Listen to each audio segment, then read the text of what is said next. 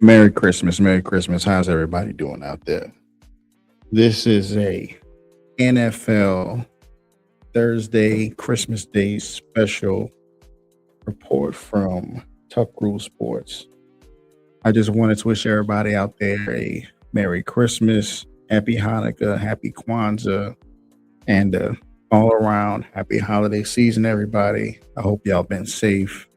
Hope you enjoyed your time with your families. Hope you had some fun. Not too much, but I hope you didn't go out there and bet your kids Christmas gifts on any of these games because we got the NFL, but maybe it wasn't worth it. A lot of these games weren't up to par, but I enjoyed myself. Personally, all I did was spend time with the old lady and do a little cooking. That's about it. Send some gifts to some family members, and that's about it. I'm not a big guy myself, so hit the comment section and tell me what y'all made. And I'll tell y'all, I smoked some beef ribs, cooked some seafood mac and cheese, made myself a nice gumbo, some sweet potatoes, and I made some roasted Brussels sprouts. But what y'all had going on out there? But yeah, man, we had some football games this Thursday for Christmas Day. NFL is trying to hone it on pretty much every major holiday in the fall and Christmas season at this point because they trying to get all and everybody else's Kool-Aid. So they trying to take Christmas from the NBA. But with they can't continue to have a Thursday like this with teams like this that nobody really cared about and expect the general public to continue to care about it. But I digress. If we look at the slate of games, we had the Cowboys going to the Commanders. Cowboys won that 30-23. Our second game was the Lions against the Vikings. Lions lost 10-23. The last game was the Broncos against the Chiefs, and they won 20-13. And I imagined when the NFL pitched these games to Netflix and Amazon Prime before the season started, they said, well, Cowboys are good last year. The Commanders were coming off a AFC Championship game appearance with a young up-and-coming quarterback. That should be a big game in their division.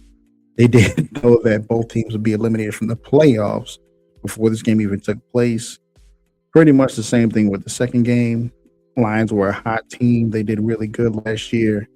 Vikings as well. They had one of the biggest stars in the NFL in Justin Jefferson, and J.J. McCarthy was coming off of an injury, so they probably figured that'd be a big game, but it really didn't do anything but make it harder for the Lions to get into the playoffs, taking that loss. Last game was the Broncos against the Chiefs. Broncos, the only non-disappointing team on the Thursday Christmas Day schedule, but the Chiefs, man, Patrick Mahomes is gone for the year. Injured all the hell. Travis Kelce looks like a shell of a shell in itself, and possibly the last home game of his NFL career. And the Chiefs, even before Patrick Mahomes got hurt, have just been a huge disappointment all year.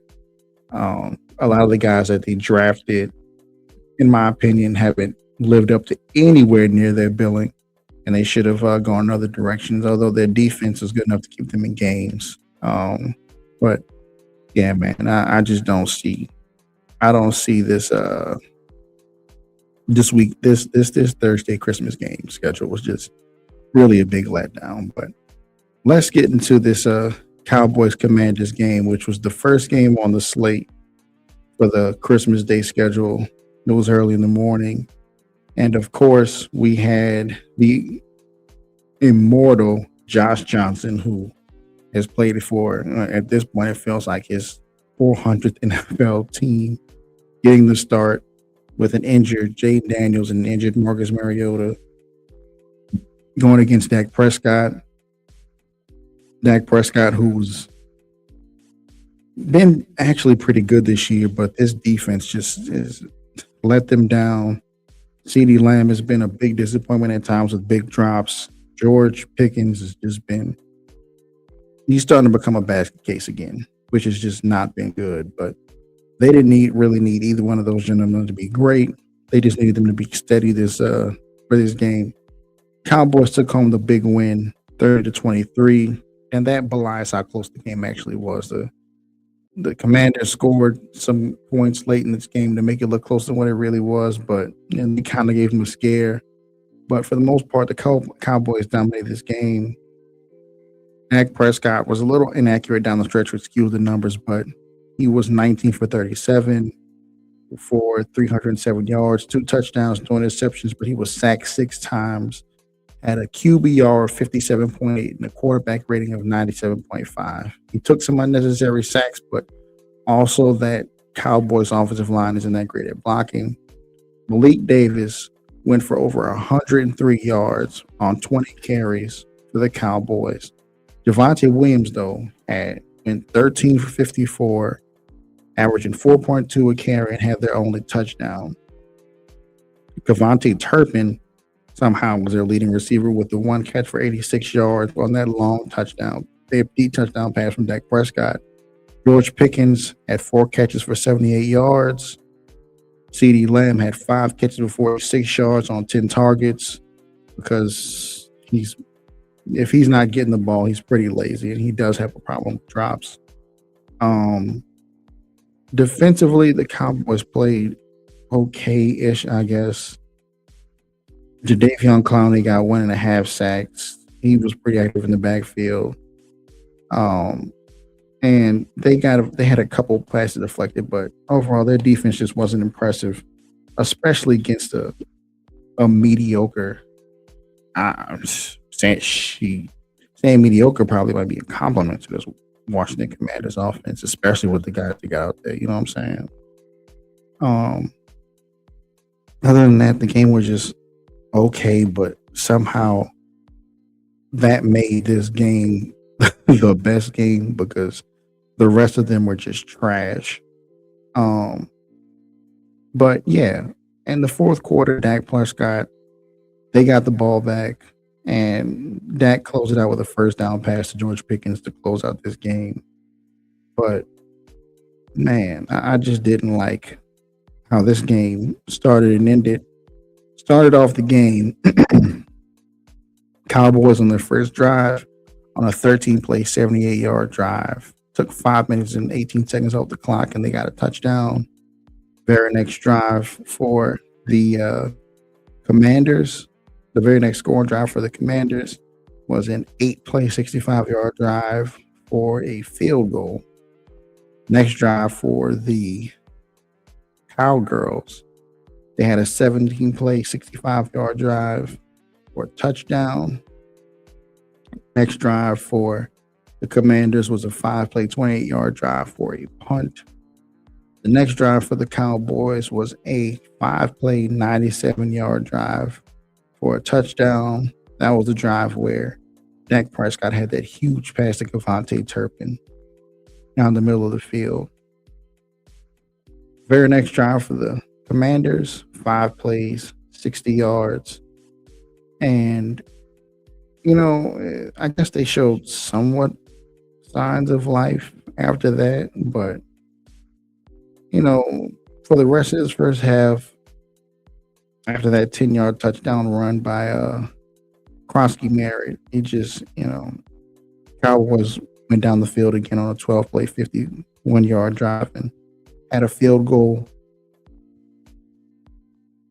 Commanders got the ball for one more play, and all they did was get a 2-yard run and go into half. At the half, they were down 24-10. At that point, it looked like they had been out physical. They've been pushed around, and they looked like as a team that they really just didn't want to be there. They looked like they'd rather be chasing the Grinch around Whoville than actually playing NFL football. I mean, honestly, I can't blame them. Once Jaden got hurt early in the season, their season was the crap.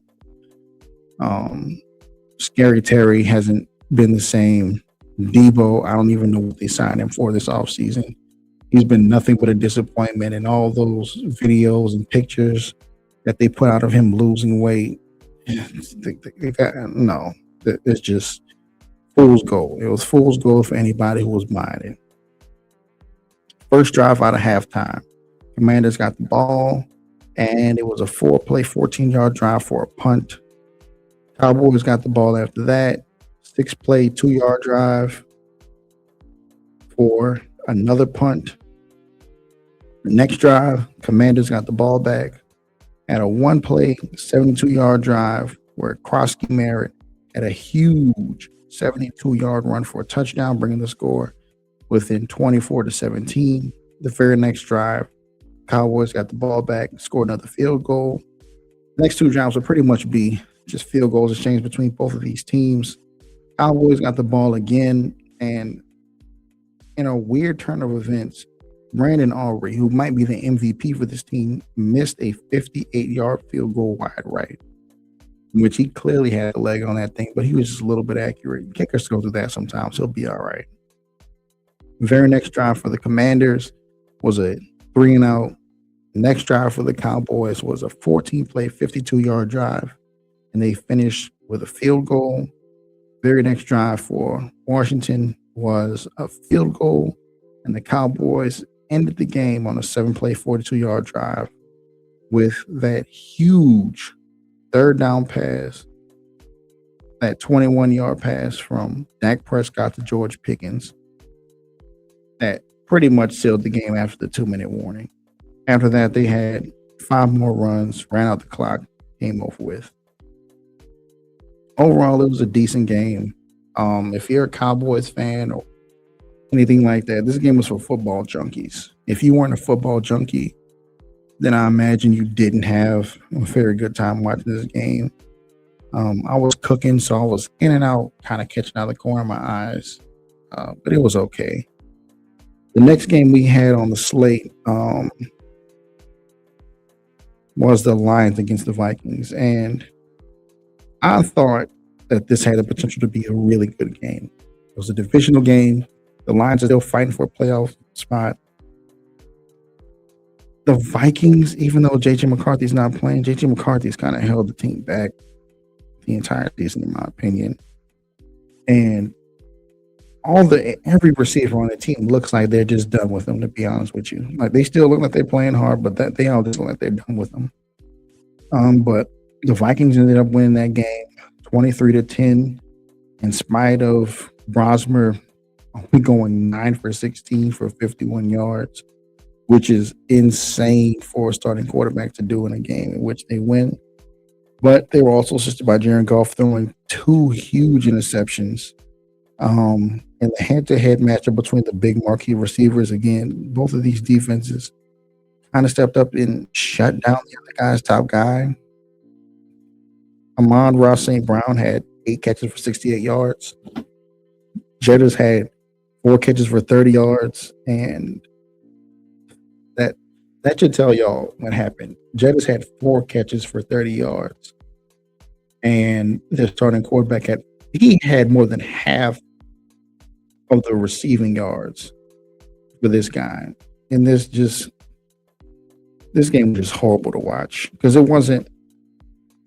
The thing about games like this that you hate is that it's not that it's some great defense.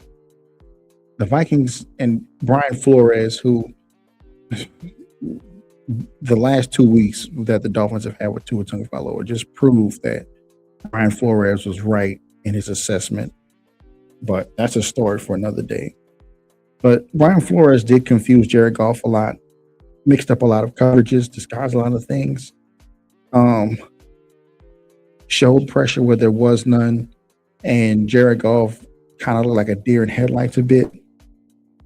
But overall, man, this offensive game was just sloppy. Jared Goff went 18 for 29 for 197 yards, 1 touchdown, 2 picks. He was sacked 5 times for 34 yards. He had a QBR of 28.3 and a quarterback rating of 64.9. Jahmyr Gibbs had 17 carries for 41 yards. It's weird because he's trying to battle for the rushing title this year, and he just did nothing. And the Vikings will let them have nothing. As we talked about earlier, Amon-Ra had 8 catches for 68 yards. His longest was a 23-yard catch.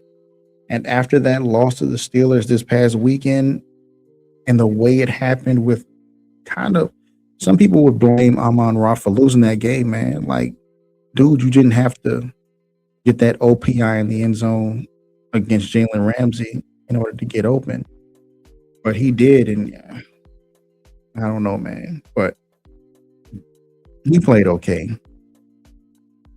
Tesla, I'm sorry, had that had the only touchdown catch in the end zone, that big leaping grab. He looked like he was going to be hurt on that play, but he ended up being okay. As far as the Vikings, again, Max Brosmer went 9 for 16 for 51 yards. He was sacked 48 times. He was sacked. I'm sorry. He was sacked 7 times for 48 yards, and would have been an 8th for a safety at the end of the game, but he just barely got the ball out, and it just landed a couple yards in front of, I believe, Jordan Addison on that play out of the back of the end zone. He had a QBR of 9, so that's great, and a quarterback rating of 62.2. The leading rusher for the Vikings was Jordan Addison with a huge 65-yard run, which was basically just a jet sweep to the right side up the sidelines. It looked like he was pushed out of bounds, or he might not have got a touchdown, but after replay, he got the ball over the pylon and got a huge touchdown on that play. Aaron Jones had 18 carries of 53 yards and another touchdown. He was okay. It looked like he got pretty banged up, but I mean, it's the end of the season. Things like that happen. Leading receiver again was Jettas with 4 catches for 30 yards on 5 targets. His longest catch was 10 yards, and that was at the end of the game where they got a huge first down to ice it. Aaron Jones is the second leading receiver with 3 catches for 10 yards. And after that, everyone else did a big bag for nothing. I think Jordan Addison and Jordan Naylor got 1 target apiece. And if we just go by the play-by-play on these drives, man, this reads like a horror film for offense. First drive, Vikings, 3 plays, -6 yards, punt. Lions, next drive, 4 plays, 13 yards, punt. Vikings, next drive, 9 plays, 29 yards, and a punt. Next drive, Lions, 3 plays, 7 yards, and that's when they had a huge fumble from Jared Goff. That led to the first Viking touchdown, which was a 1-yard touchdown run by Aaron Jones. Right off the left side, he's a veteran. He's smart. He knows how to operate in the red zone, even though he's a smaller back. He's a really good dude. Next drive for the Lions, again, it ended in a fumble. Jahmyr Gibbs fumble run off the left, and it was recovered by Byron Murphy. But that didn't mean that amounted to a hill of beans for the Vikings, because that offense was putrid. 3 plays, -12 yards, and it was a quick 3 and out for them. Next drive for the Lions, they finally showed some life. A 19-play, 80-yard drive that drained 10 minutes off the clock and ended with a 4-yard touchdown pass to Isaac Tesla. Next drive for the Vikings was a quick 3 and out, because why not? And the next drive for the Lions ended the half. 1 play, -5 yards. All of the first half was just putrid football. The Lions put the ball on the field twice.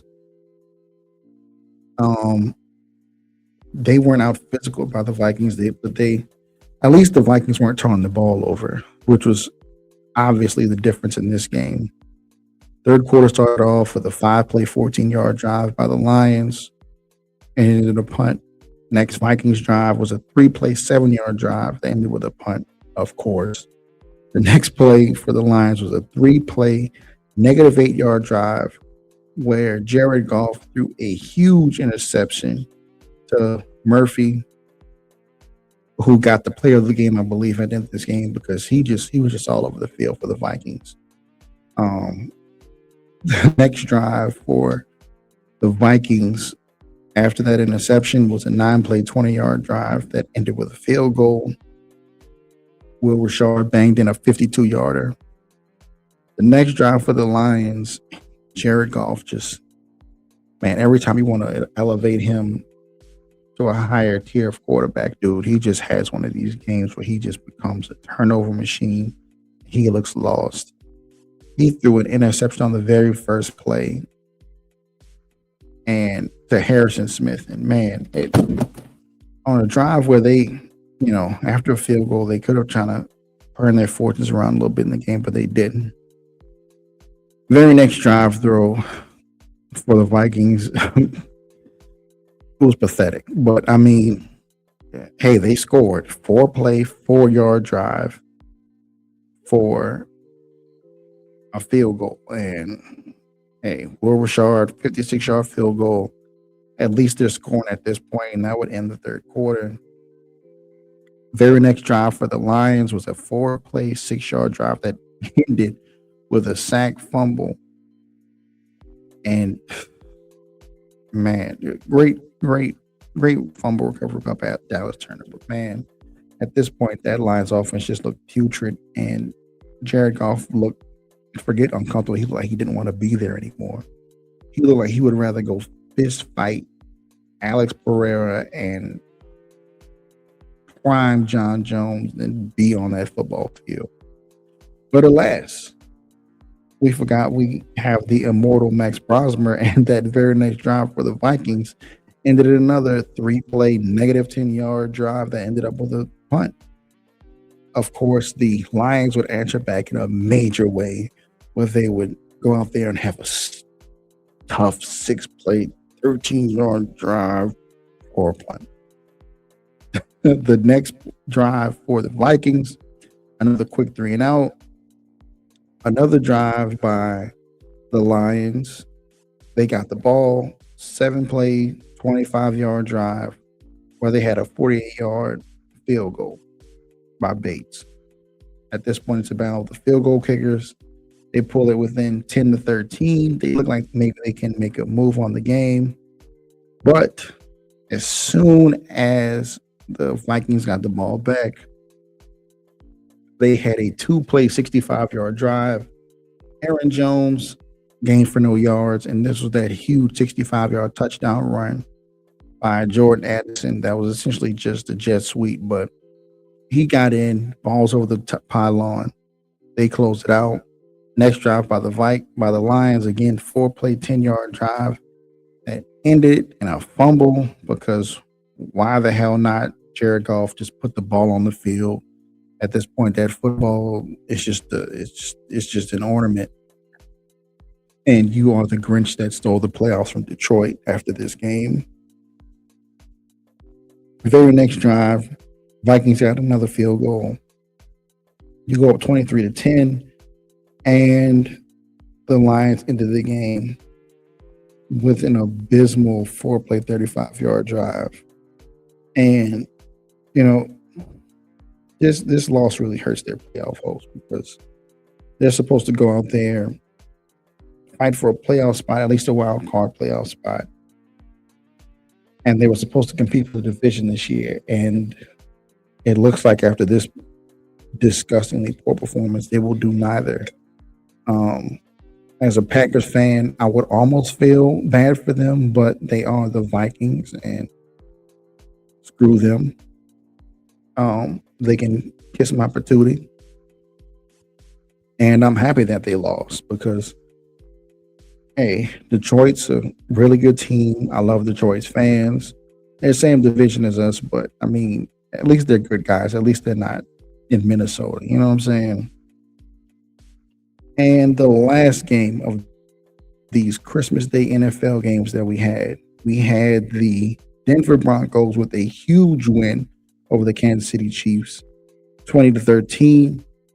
I believe it was their 11th single score victory this season for the Denver Broncos, which historically has never boded well for teams in the playoffs.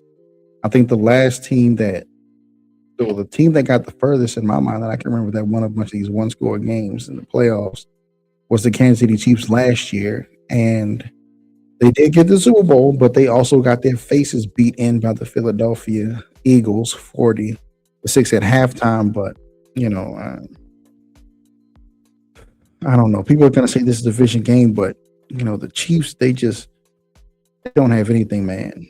Like Mahomes is hurt, Kelsey's old. They really have nothing to play for at the end of this season. They're out of the playoff contention, but you know, old Bo Diddley went 26 for 38 for 182 passing yards, for one touchdown, one interception. That wasn't really an interception. It was kind of tipped. He got sacked once, had a QBR of 77.3, and a quarterback rating of 76.9. I think this is one of those cases where QBR or quarterback rating, this is one of the rare things where quarterback rating actually beats QBR and how it tells the story of the game. Because even though Bo Nix had a very high QBR, he did that thing that he always does, man, and just plays it safe. Like, I get not putting the ball in harm's way and trying to keep your team in the game, but dude, this is a bad team that's hurt, that's missing their starting quarterback. You're on the road. At some point, you just need to put the knife in the jugular and take them out, and they never did that. Even though they dominated them on the field, if you watch the game, they dominated them. But if you just look at the results and everything, they didn't dominate how they're supposed to dominate.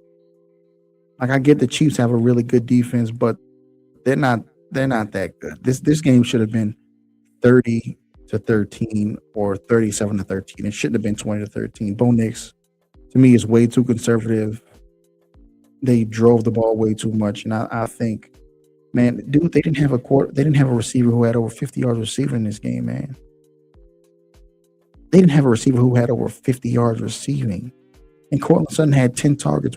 He finished four kids for 40 yards on 10 targets. That's a lot of targets for a guy who's not going to get over 50 yards. That's crazy. That is crazy. RJ Harvey had 14 carries for 43 yards.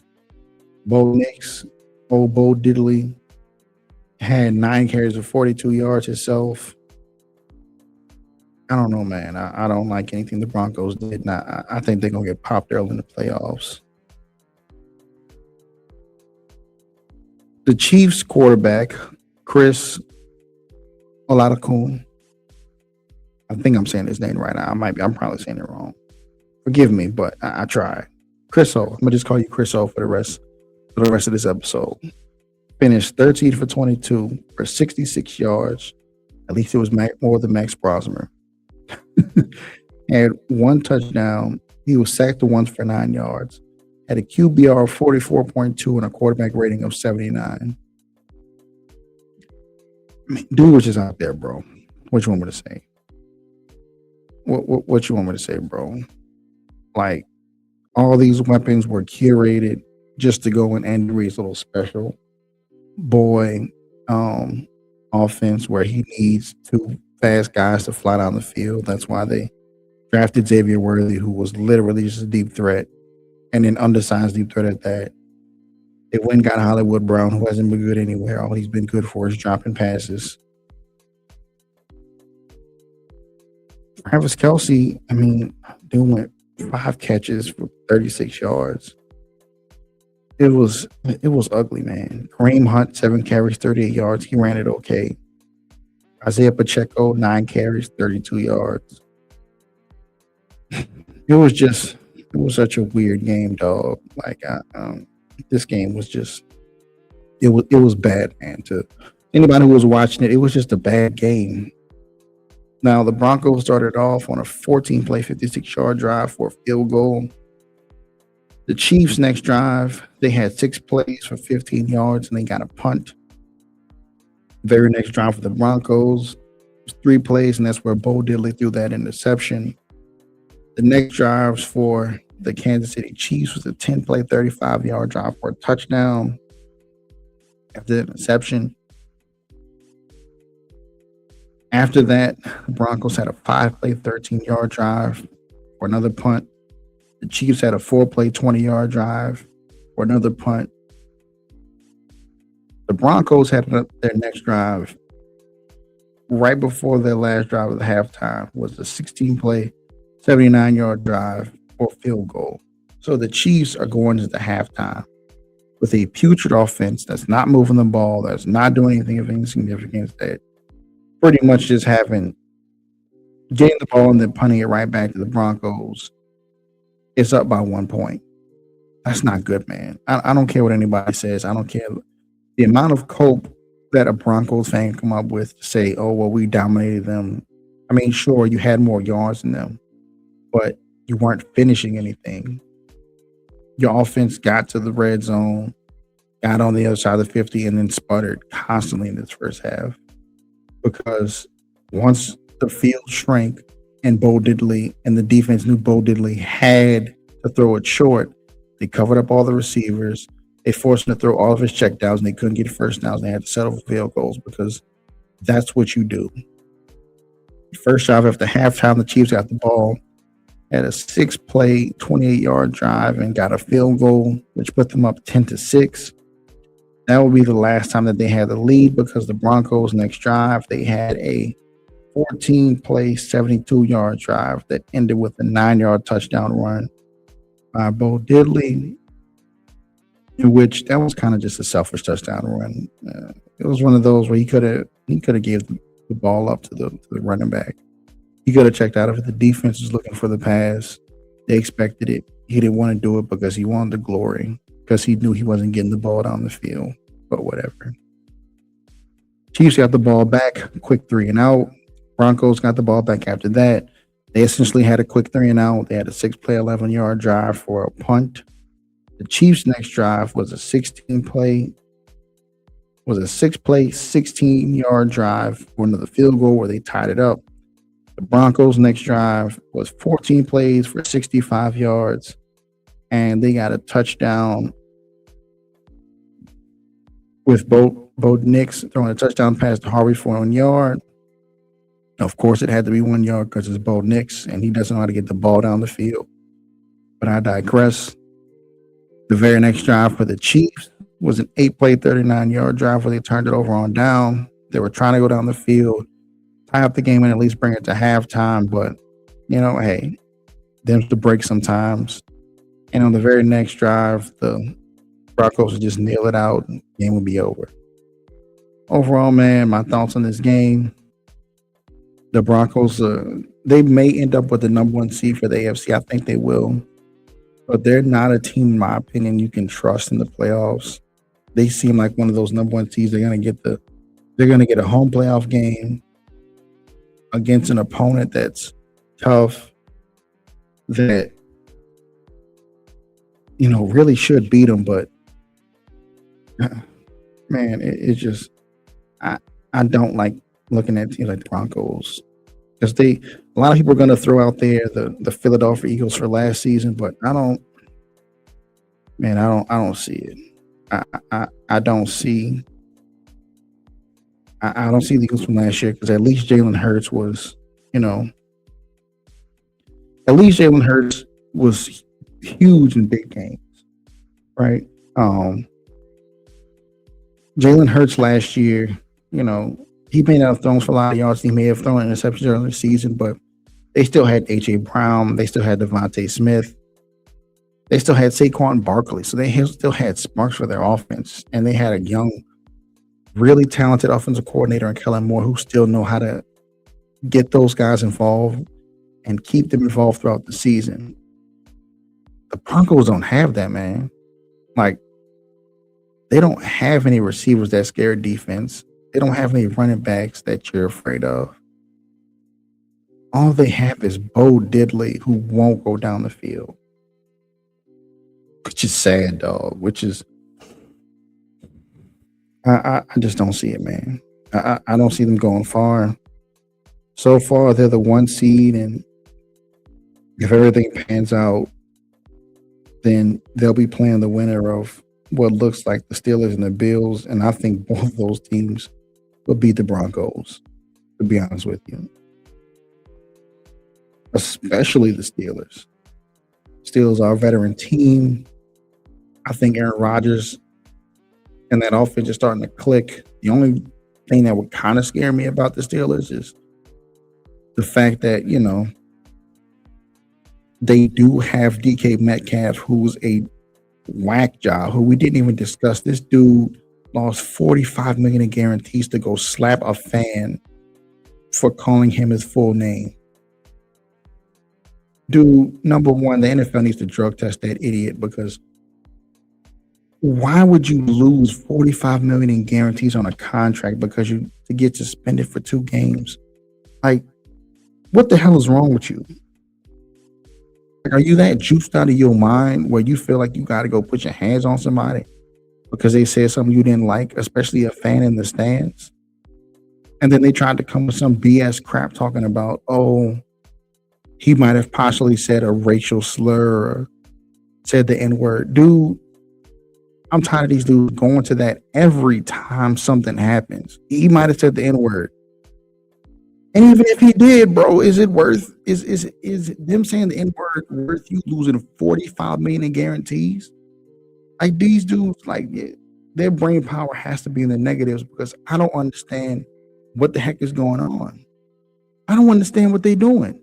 I don't get where this fool is coming from with this nonsense, right? Grow up. But again, getting back to these games, man, even if they have to play the Bills, like, I think I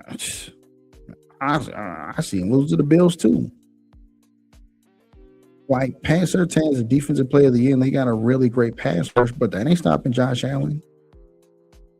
And because the Bills don't really have a true number one receiver, like, I think that's going to make it tougher, because Riley Moss and Pat Surtain, there's no focal point of this offense. So Josh Allen could literally throw it to anybody.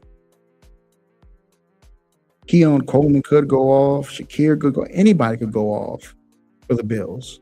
And James Cook is having a great year. So either way, I think this Broncos team is getting primed to get smacked around like a $2 hole, man.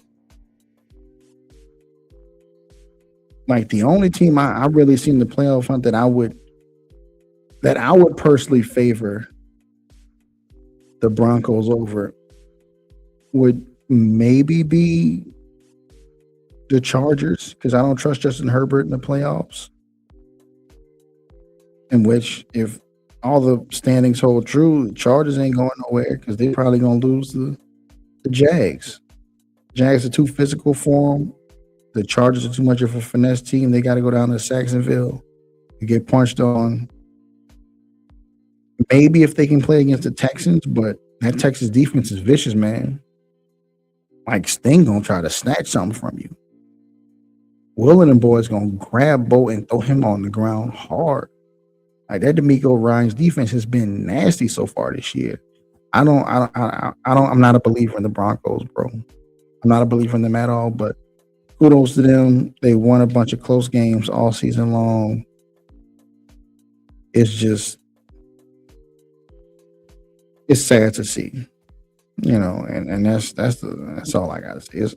It's sad to see, but yeah, man, they kudos to them on possibly getting the number one seed. They haven't closed it out yet. They haven't closed it out just yet, but I think it's trending in that direction.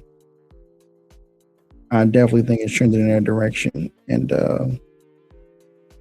take a look at their schedule really quick.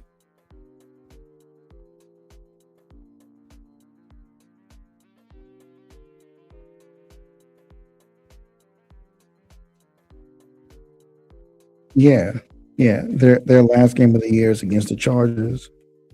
So if everything stays where it was at, and their last game's against the Chargers.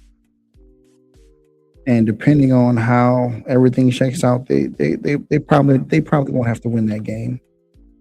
If the Jags and the Patriots lose this weekend, they probably won't have to win that game to clinch the number one seed. But kudos to them for being the biggest fraud. But hey, what else am I gonna say? You know what I'm saying? Call me a Broncos hater all you want to. No, call me NFL hater, but In my opinion, this slate of games was just it was so ass. I would I would rather look at this picture of the Grinch and Rudolph and Santa playing a game of two hand tackle. But again, thank you all for being here on a post Christmas Day show. I hope you all had a lovely Christmas day. I hope you enjoyed your families. Y'all be safe. If you go out there for New Year's Eve, just remember if you pop fireworks, get your hands the hell out the way. Remember, like, comment, subscribe. This your boy from OD from Tuck Rule Sports. Signing out. Merry Christmas, Happy Holidays. See you next time.